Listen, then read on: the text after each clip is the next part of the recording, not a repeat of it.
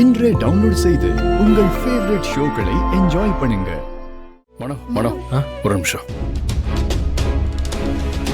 சொல்லுங்க சார். ஆனா யார் அவங்க? எதுக்கு அவனை துரத்திட்டு வந்தாங்க? சார் அவங்க என் பிசினஸ்ல கொஞ்ச நாளாவே பிரச்சனை பண்ணிட்டு இருக்காங்க. எங்களோட கேட்டரிங் சர்வீஸ் வெளியில நல்ல பேர் வாங்கினதால அவங்களுக்கு போக வேண்டிய ஆர்டர்ஸ் எல்லாமே எங்களுக்கு வந்துருது. ஒரு வாரத்துக்கு முன்னாடி என்கிட்ட இந்த பிசினஸ் விட்டு போயிடுன்னு பிரச்சனை பண்ணாங்க. நான் முடியாது போங்கடான்னு சொல்லிட்டேன். அந்த கோவத்தை மனசுல வச்சுக்கிட்டு இப்படி பண்ணிட்டாங்க சார்.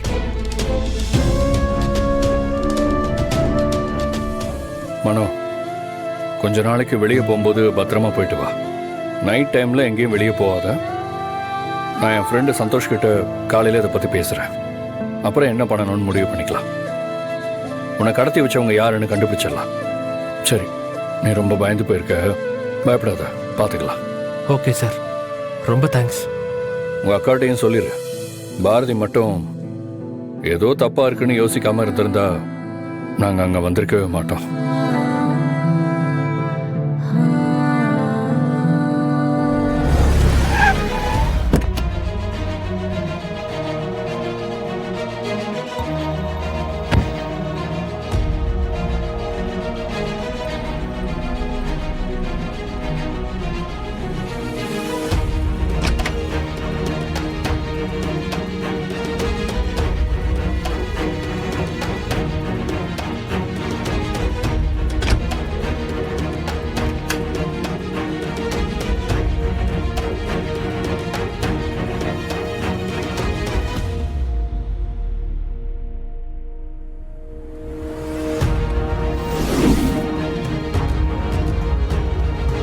மித்ரா, நீ எவ்வளோ நாள் உன் ஆட்டத்தை ஆடுறன்னு நான் பாக்குறேன்.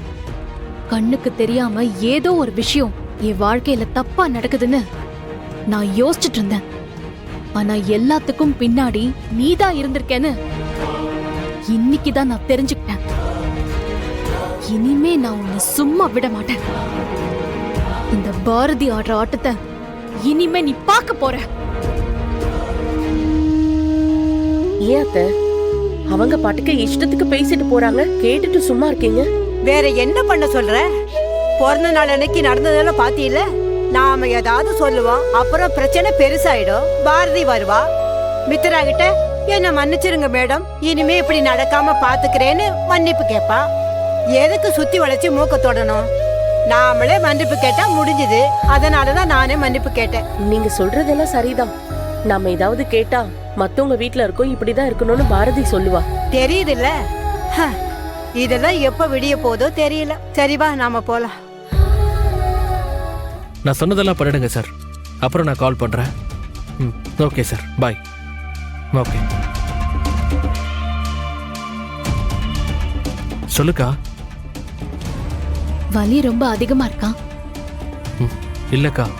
நேத்து நீ வேலையை முடிச்சிட்டு அப்புறம் எங்க போயிருந்த?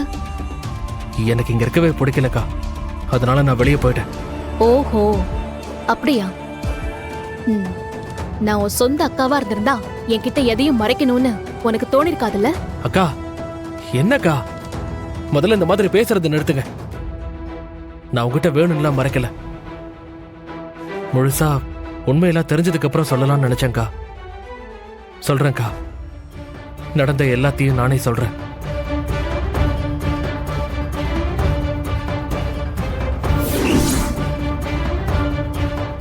ஏய் நில்லு. நீ தானே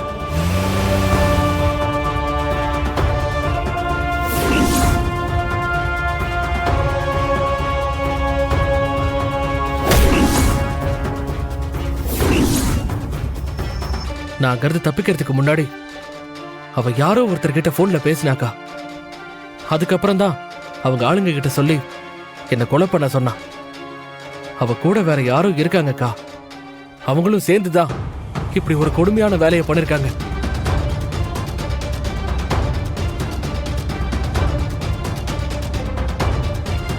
அக்கா, நான் எவ்வளவு பெரிய விஷயத்த சொல்லிட்டு இருக்கேன்.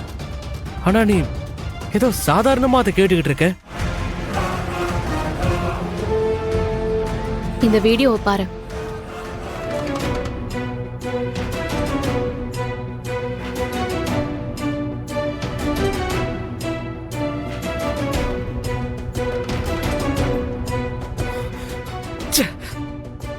அக்கா, இதுக்கு மேலே அந்த மித்ராவை சும்மா விடக்கூடாதுக்கா. நான் ஜெயிலுக்கு போறத பத்தி கூட எனக்கு கவலை இல்ல. இந்த மாதிரி ஒருத்தி இனிமே உயிரோடவே இருக்க கூடாது.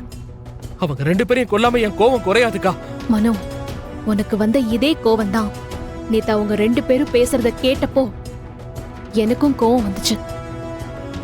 இந்த மாதிரி அசிங்க பிடிச்சவங்களை கொலை பண்ணி நம்ம வாழ்க்கையை தொலைச்சிடக்கூடாது. என்னால உன் குடும்பத்துக்கு இந்த நிலைமை வந்துருச்சுன்னு நினைக்கிறப்போ என்னால அந்த குற்ற உணர்ச்சியை தாங்கிக்கவே முடியல. இப்ப நீ மித்ராவை கொலை பண்ணி உனக்கு ஏதாவது ஒண்ணு ஆயிடுச்சுன்னா என்னால அதை தாங்கிக்கவே முடியாது மனோ. என்னக்கா பேசுற? அவங்க 2 பேரும் ஈவி இறக்கமே இல்லாத மிருகங்க. அவங்களை கொன்னுட்டு நான் ஜெயிலுக்கு போறத பெருமையா நினைக்கிறேன். என் குடும்பத்தோட சேர்த்து எத்தனை பேர் செத்து போயிருப்பாங்க. அவங்க சுயநலத்துக்காக எப்படிக்கா இப்படி ஒரு விஷயத்தை அவங்களால பண்ண முடிஞ்சது? இந்த மாதிரி ஆளுங்க உலகத்துல வாழ தகுதியே இல்லாதவங்க. அவங்களை கொன்னு போடாம என் கோவம் குறையாதுக்கா. நீ என்ன சொன்னாலும் நான் கேட்க போறதில்ல. நீ கோவத்துல இருக்கிறது நியாயம்தான். எனக்கு அது புரியாம இல்ல. ஆத்திரக்காரனுக்கு புத்தி மட்டும் சொல்ற மாதிரி இந்த நிமிஷம் நீ ஆத்திரப்பட்டு எது பண்ணாலும் அது மித்ராவுக்கு தான் சாதகமா போய் முடியும். நீ பொறுமையா இருக்கணும் மனோ. கரெக்டான நேரம் வர்றப்போ அந்த மித்ரா யாருன்னு இந்த உலகத்துக்கு காட்டலாம். நானும் கடவுள் கிட்ட கேள்வி கேட்டுக்கிட்டே தான் இருக்கேன். ஆனா எனக்கு எந்த பதிலும் கிடைக்கவே இல்லடா. ஒரு பொண்ணா என் வாழ்க்கையில எவ்வளவுலாம் கஷ்டப்படணுமோ அது அத்தனையும் நான் பார்த்துட்டேன். காதலிச்சு கல்யாணம் பண்ண புருஷன் என்னையும் தமிழையும் விட்டுட்டு ஆக்சிடென்ட்ல செத்து போனப்போ இந்த உலகமே ஒண்ணும் இல்லைன்னு தோணுச்சு. அதுக்கப்புறம் பாறையில பூ பூத்த மாதிரி ஆதி என் வாழ்க்கையில வந்தாரு. அவரை ஏத்துக்கிறதா இல்லையான்னு போராட்டத்துல இருந்தப்பவே ஏதோ ஒரு காரணத்தினால அவர் எனக்கு பிடிக்க ஆரம்பிச்சது. அவரை கல்யாணமும் பண்ணிக்கிட்டேன். ஆனா கல்யாணத்துக்கு அப்புறம் வாசுவ கொலை பண்ண விஷயம் தெரிஞ்சு